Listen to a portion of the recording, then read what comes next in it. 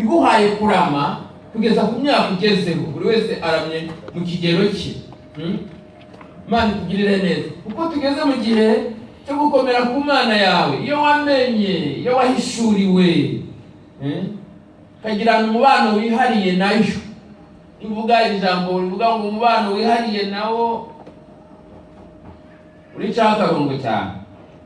Umuntu wese atekereze ku mubano afitanye n'Imana, atekereze ibyo ashobora gucamo, ibyo ashobora guhagararamo cyangwa ashobora guhagarara, naho wahageragerezwa, naho wahatukirwa, naho wakurira n'ingorane runaka, wumve ukuntu wahagarara, utekereze uko wahagarara. Ni byiza kugira kumenyana n'Imana yawe. Ni byiza kugira ukubana n'Imana yawe. Nubwo abantu batakwemera, atari ngombwa ko abantu bakwemera. Hari abantu batekereza ko tuzakorera Imana kuko batwemeye, kuko badukomeye amashyi. Niba batanadukomera tuzayikorera, niba nadutuka tuzayikorera, niba natugendaho tuzayikorera, niba naturwanya tuzayikorera, kuko twahishuriwe, twamenye iyo Mana twizeye. Yesu ashimwe cyane. Haleluya. Uriya Dawidi ari umwana mutoya, yari afite ukuntu yarabanye n'Imana, kandi uburyo yabanye n'Imana nta muntu wari ubizi. Na se umubyara na mama umubyara na bakuru be bose nta wari uzi ubucuti Dawidi yari afitanye n'Imana. Ariko yari afite ukuntu abanye n'Imana, n'Imana yari ifite ukuntu imubona mu ibanga rye, mu buryo bwe. Amina. Amen. Haleluya. Yabaga mu ntama, yaragiraga intama za se, kenshi agaba mu ntambara zo kurwana n'intare, zo kurwana n'idubu, kenshi za gutwara umwana w'intama. Agahora arwana nabyo, agahora mu ntambara, agahora muri. Ariko aho ni Imana yamwiyerekeye, kuko umunsi umwe yicaga intare, amaboko y'umuntu yakwica intare, ariko Imana yazaga muri we. Haleluya. Ikamwiyereka muri ubwo buryo. Hari ukuntu umuntu yinubira n'ibyo anyuramo, ariko ni njyewe uhora mu ntambara, ni njyewe uhora mu.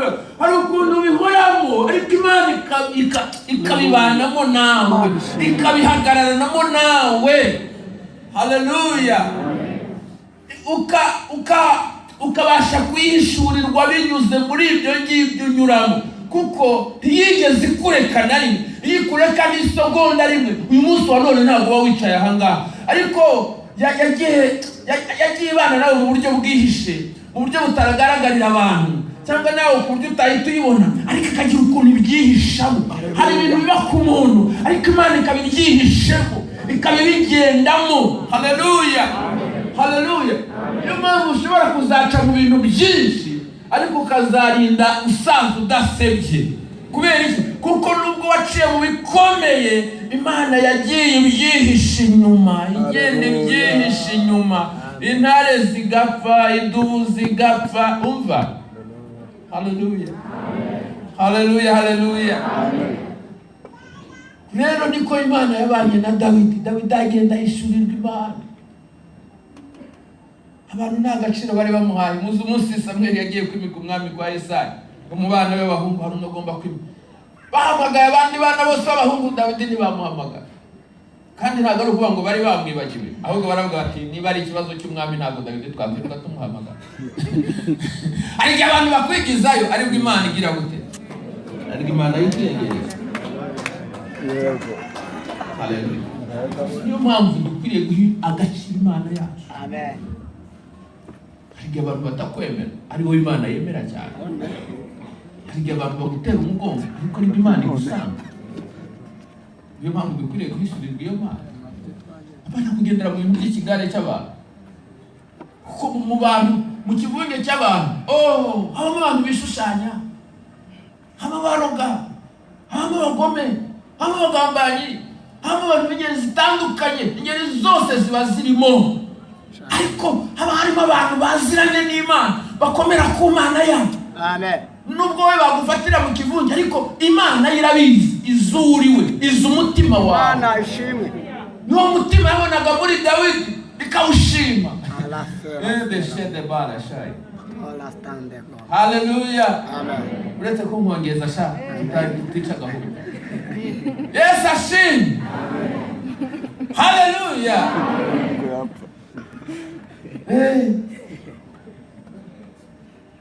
Hari ukuntu Imana yitegereza ntabwo ireba nk'abantu. Ijya kuvuga kuri Dawidi bwa mbere yaravuze ngo mbonye umuntu ufite umutima umeze uko ushaka. Ni ijambo yabwiye Samweli, ariko itaranamubwira ngo n'uwo muntu ninde. Yari itaramubwira ko ari Dawidi. Nubwo muramaze kubona umuntu ufite umutima umeze nk'uko ushaka. Dawidi yari inshuti y'Imana, ariko abantu ntibari babizi, bamwigizagayo. Ntabwo batekerezaga ko Imana yamuha agaciro. Baravugaga bati hari akandika. Uzi ko bababwiye Samweli abahungu bose bahituye bamuzaniye, ariko se ko nta numwe mbona amahanga. Nta wundi mwana mugira bati karahari kabiyongiye. Hari igihe bavuga ngo ako ngako cyangwa icyo ngicyo uko babivuga kose, ariko sha ari wowe Imana igira gute, ari wowe yemera. Uzajya mwirinda no kurwanya abantu b'Imana no kuvuga abantu b'Imana. Ntabwo muzi uko Imana ibafata, ntabwo muzi uko Imana ibabona. Hari igihe bigizayo abo Imana yiyegereza, ariwe wibera mu gituza cyayo. Imana ishimwe cyane. Haleluya, haleluya, haleluya. Kubera kubana n'Imana, Dawidi yahishuriwe Imana. Ubundi kubana nayo ni nako kuguha kugenda urushaho kuyihishurirwa. Ntitwamenya Imana rwose ngo tuyimenye rwose 100%, kuko ni Imana ubundi yihisha. Ariko uko ubana nayo ugenda urushaho kugenda ugira kuyihishurirwa iyo Mana. Niyo mpamvu aho gutinda mu bindi mujye mutindana n'Imana. Amen. Dawidi burya ajya kurwana na Goliyati, mutekereze ko hari ikindi kintu kidasanzwe mu buryo bugaragarira amaso y'abantu yari afite. Abasirikare bamaze iminsi 40 baratinye Goliyati, ndavuga abasirikare ba Israheli. Ariko umunsi Dawidi yahageze, asanga ku munsi wa 40 abatuka yabasuzuguye cyane. Atangazwa no kumva hari umuntu wiha gusuzugura ingabo z'Uwiteka. Ati ntabwo byumvikana. Ni gute kuriya muntu, ni gute asuzugura ingabo z'Uwiteka kakagenda? Urumva we abantu ubwabo bwarabishe. Iyo mugabo atangiye kuvuga bose barengera ubwabo ukabica, bakagutangira bose. Ninde uzadukiza kaka? Ninde uzadukuraho iki gisuzuguro? Ninde uzajya guhangana? Iminsi 40 ishira bari mu maganya bose baramutinye. Ariko Dawidi ahageze ngo amwumvishe, biramutangaza. Ariko impamvu byamutangaje nta yindi, ni ukubera wa mubano yarafitanye n'Imana. Hari ibyo yahishuriwe abandi batahishuriwe. Buriya mushobora kubana gutya mu rusengero, ariko hari umuntu ubana n'Imana. Hari umuntu buriya kugendana nayo riroroheje. Hari kugendana ariko no kubana nayo. Hariho umuntu utagendana nayo gusa, ahubwo wibanira nayo bakararana.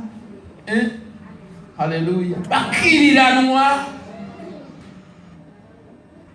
Dawidi rero kubera ihishurirwa yari afite ku Mana, ni nacyo yarushije abandi.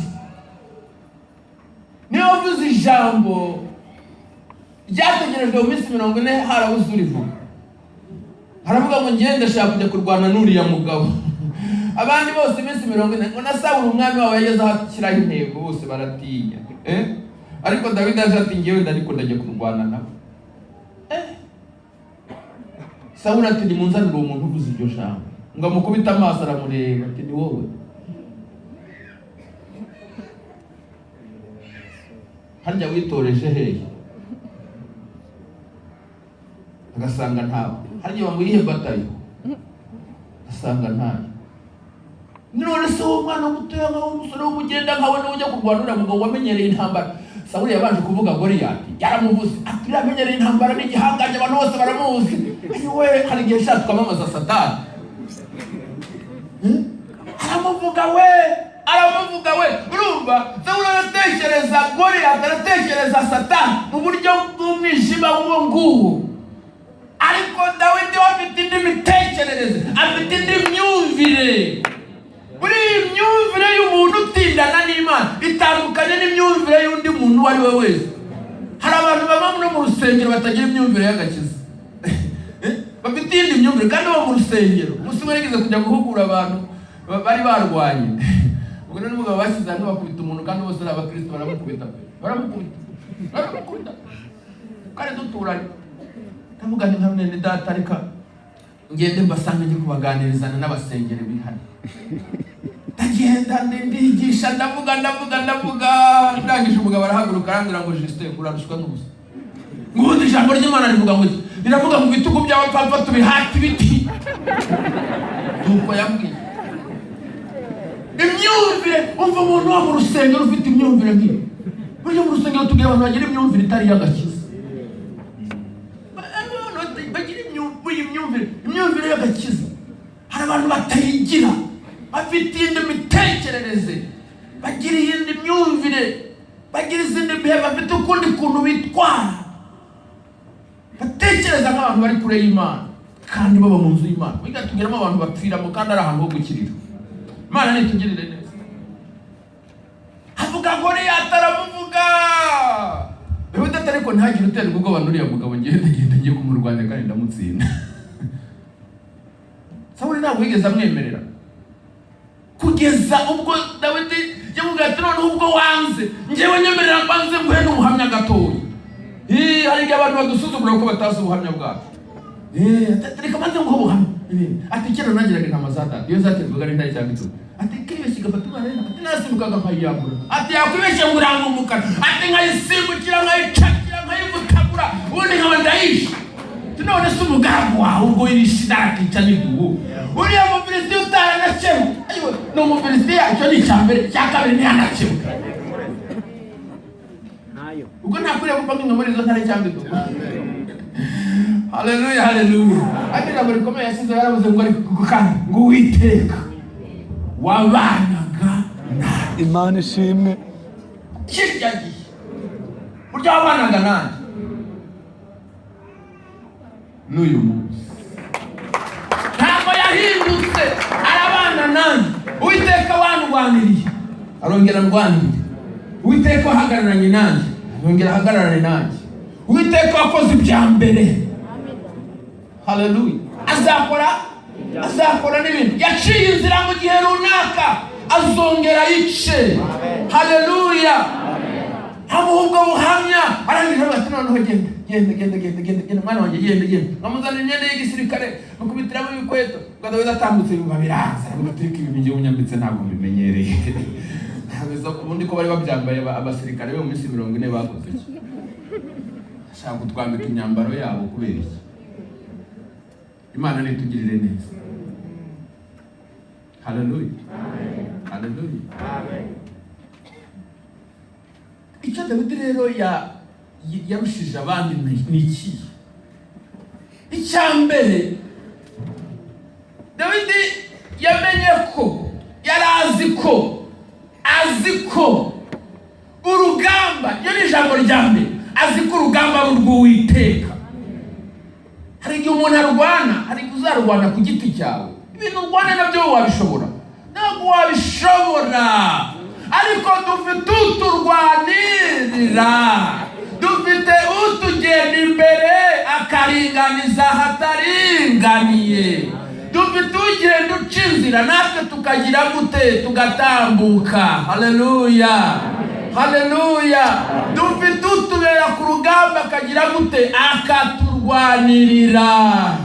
Mureke rero akugenda imbere, azahabura inzira aho zitari. Haleluya. Banabonye mu Imana icyubahiro, ariko nimubyihorere, ariko abantu batamenye ko Imana igiturwanirira, Imana igirema ibitariho bikagira gute bikabaho. Haleluya. Igishira inzira ahatari inzira, ibyari bikomeye hari ukuntu yigira gute ibyoroshya ikabicecekesha. Haleluya. Yamenye ijambo rya mbere y'uko urugamba ari urwande ari urw'Uwiteka.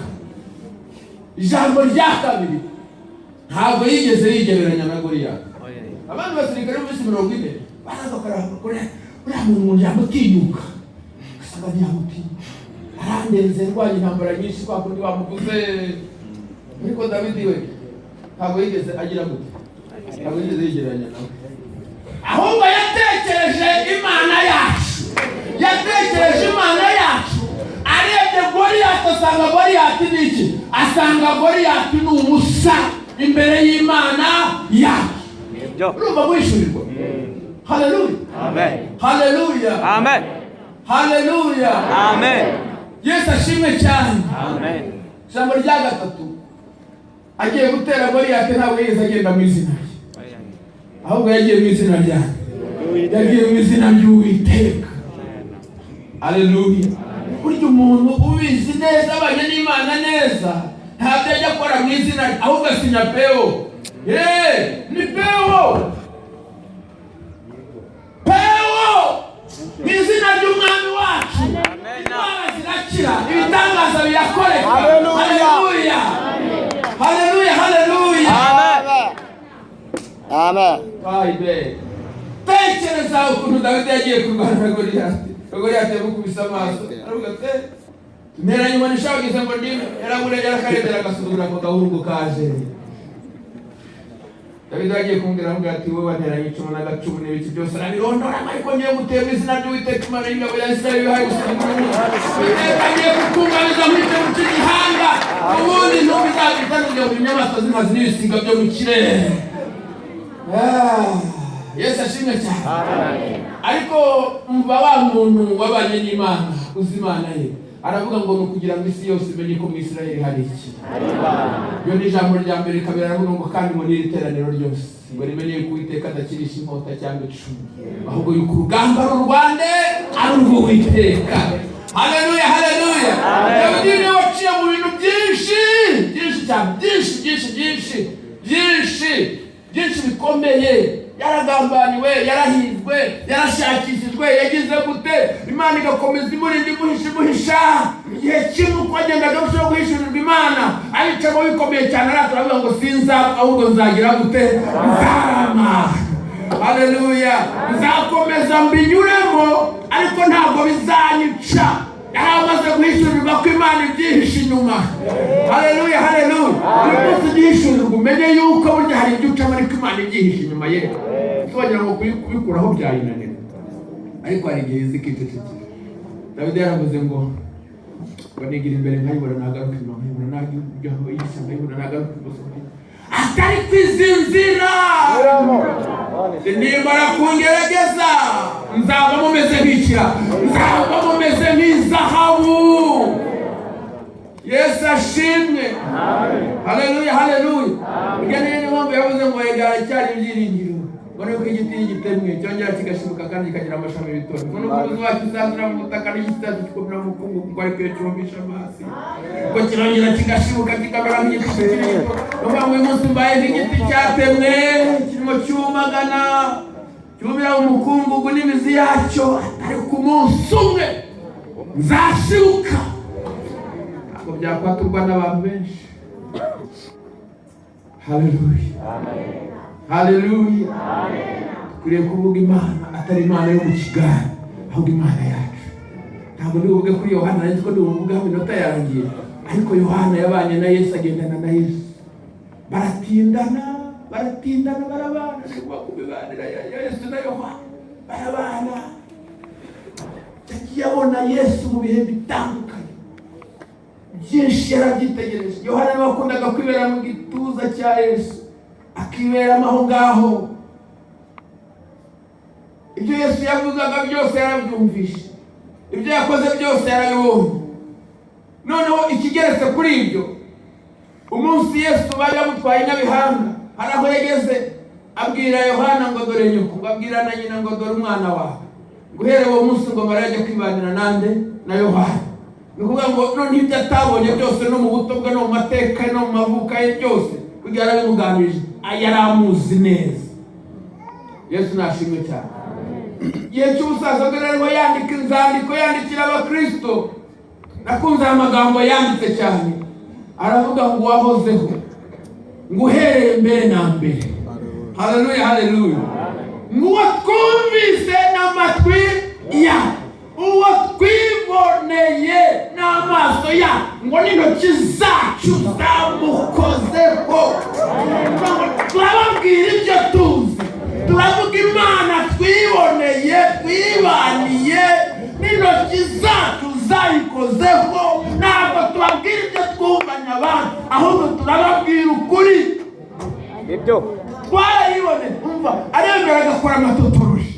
Twarayibonye n'amaso yacu, twarayumvishe n'amatwi yacu. Ayo ni amatotoroshi. Aragenda asubiramo uvuze ngo nayibonye si ngombwa gushyiraho amaso. Yohana afite ukuntu yamenye Yesu. Uzarebe yandika no mu ivanjiri iriya ivanjiri ya kane yandika ngo mbere na mbere ngo hahozeho Jambo, ngo kandi Jambo yari Imana, ngo kandi ibintu byose byari mu byari byose nta gitare. Aremera agakora amatotoroshi ariko kugira ngo abubabwire bumwumve. Kubera ati umva twaramwiboneye n'amaso yacu, turababwira ibyo tuzi. Haleluya, amen. Haleluya, amen.